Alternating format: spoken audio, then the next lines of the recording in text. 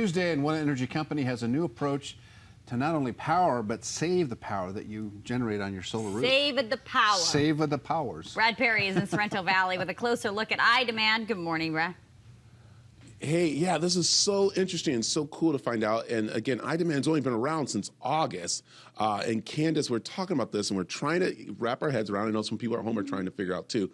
But what this is the batteries that will pretty much run your house from your solar panel. And before we were talking about you had your solar panel, but you had nowhere to store it, so you gave it back to SG&E to hold it for you. And then at night, you bought it back from them. So there's a lot of going back and forth, and people don't understand that. Now you guys made it so you get to keep that energy. You still work with SG&E, but how does this all work a little bit? Yeah, with iDemand energy storage, basically, when you have your solar panels, the sun is creating that energy.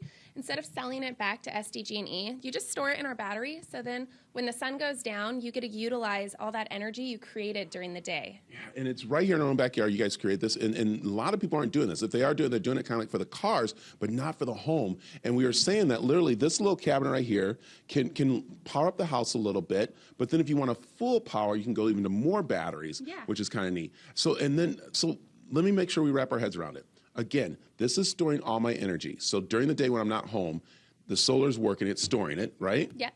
And then when I come home, I flip on and it starts going off the battery.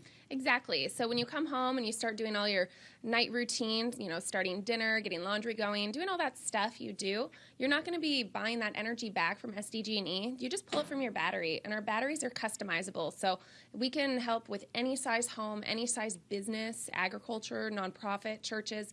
So we can take care of all of those heavy hitting loads, no problem. Yeah, and that's what people were coming about. They're like, well, you know, I'm doing all this solar, but I don't get to keep my keep my energy. Yeah. And you said this is kind of cool too, is that with the wildfires, with outages and everything like that, I wouldn't have to worry about SG&E. I could go to my battery.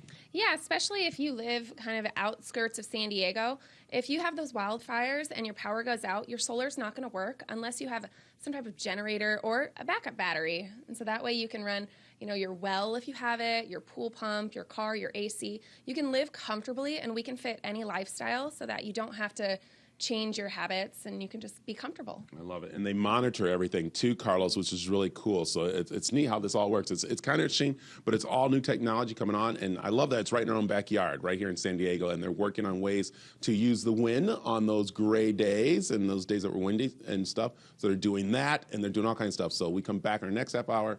We're going to meet Walter, who is the co-founder of this and who is loving that he is able to make sure people are still having their functional homes who have solar. So again, we're going to get the tiny houses. We're going to have the KUSI Misfit compound out in Calexico with the iDemand batteries, our solar. We'll have a kibbutz. We'll do our own food, Carlos. We'll share.